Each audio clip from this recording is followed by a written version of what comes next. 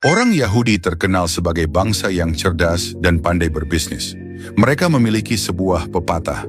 Uang orang Yahudi berada di dalam kantong mereka, tetapi kekayaan orang Yahudi berada di dalam kepala mereka.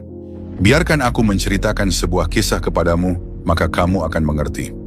Ketika masih kecil, Amos adalah seorang anak Yahudi miskin yang tinggal di pinggiran Tel Aviv. Suatu hari ketika sedang berjalan di jalanan, ia melihat seekor tikus mati di pinggir trotoar. Ketika orang lain menutup hidung dan menghindar, Amos justru melihat sebuah kesempatan. Ia teringat papan pengumuman di sebuah apotek di pusat kota yang bertuliskan, membeli tikus mati untuk keperluan obat. Tanpa ragu, Amos membawa tikus itu ke sana dan menerima 10 sen. Dalam perjalanan pulang, ia bertemu seorang penjual bunga yang sedang duduk terengah-engah karena kelelahan. Mengetahui bahwa pria itu mengalami penurunan gula darah, Amos menggunakan 10 sen itu untuk membeli sebotol air gula dan memberikannya kepadanya. Sang penjual bunga merasa berterima kasih dan memberinya beberapa bunga segar. Amos mengumpulkan pita bekas dan koran yang sudah tidak terpakai, merangkai bunga-bunga itu menjadi sebuah buket yang indah, lalu membawanya ke pasar dan menjualnya seharga $1. Keesokan harinya, ketika angin kencang membuat banyak dahan patah di jalanan, Amos menggunakan $1 itu untuk membeli sekantong besar permen, lalu mengajak anak-anak di sekitar untuk mengumpulkan kayu-kayu kering sebagai imbalan permen. Ia menjual kayu-kayu itu kepada sebuah hotel dan mendapatkan $50. Sejak itu Amos memahami bahwa tidak ada permulaan yang terlalu kecil, selama seseorang memiliki cara berpikir yang tepat. Itulah pelajaran pertama dalam perjalanan menjadi kaya. Ketika dewasa, Amos menjadi pengelola sebuah toko buah. Suatu hari gudang tempat ia menyimpan buah terbakar dan asap membuat kulit pisang menjadi hitam legam. Bagian dalam pisang tetap segar, tetapi tidak ada yang bersedia membeli pisang dengan tampilan buruk. Pada awalnya Amos menurunkan harga, tetapi tetap tidak ada yang mau membeli. Alih-alih putus asa, ia berpikir berbeda. Jika tidak bisa menjual pisang segar, apa yang bisa ia lakukan? Ia mengupas kulitnya, memotongnya, dan membuat salad buah untuk dijual di tokonya. Pelanggan mencobanya dan menyukainya. Namun Amos tidak berhenti di situ.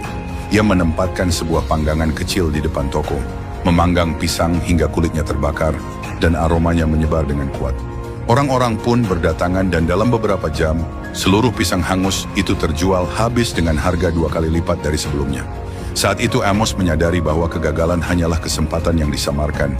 Jika seseorang mampu membalikkan keadaan, maka kemalangan akan berubah menjadi keberuntungan. Bertahun-tahun kemudian Amos menjadi seorang pengusaha Yahudi terkenal di Eropa. Suatu hari ketika sedang melakukan perjalanan bisnis di Prancis, ia mendengar bahwa pemerintah Amerika membuka tender untuk menangani sisa-sisa material renovasi patung Liberty. Tidak ada perusahaan yang berani mengambilnya karena khawatir akan peraturan lingkungan yang ketat. Namun Amos melihat peluang emas. Ia segera terbang ke New York dan menandatangani kontrak. Meskipun orang-orang menertawakannya, ia dengan hati-hati memilah semua limbah itu, melelehkan tembaga untuk membuat patung Liberty Mini. Pecahan semen, kayu, timah, dan aluminium ia olah menjadi gantungan kunci dan souvenir. Bahkan debu tembaga dari patung itu ia kemas dan jual kepada para turis. Hanya dalam 3 bulan, tumpukan limbah tak bernilai itu berubah menjadi $3 juta uang tunai. Nilai setiap pon tembaga melonjak lebih dari 10.000 kali lipat. Ketika sudah tua dan menjadi seorang investor, Amos sering menceritakan kepada anak cucunya tentang kisah kacang ajaib. Ia berkata, "Jika kamu membawa segantang kacang ke pasar, tetapi tidak ada yang membeli, rendamlah dan jadikan kecambah. Jika kecambah itu tidak laku, jadikan makanan ternak. Jika ternak tidak mau memakannya, keringkan dan giling menjadi pupuk." Kemudian ia tersenyum lembut dan berkata, "Tidak pernah ada jalan buntu, yang buntu hanyalah orang yang berhenti berpikir." Itu adalah pelajaran terakhir dari Amos.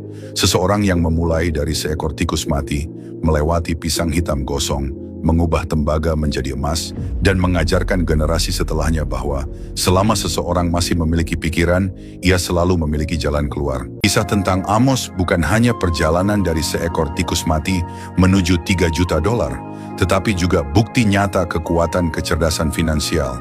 Sesuatu yang memungkinkan seseorang menciptakan kekayaan dari tangan dan pikirannya sendiri. Dan yang paling penting memahami bahwa kecerdasan adalah aset terbesar dalam hidup seseorang.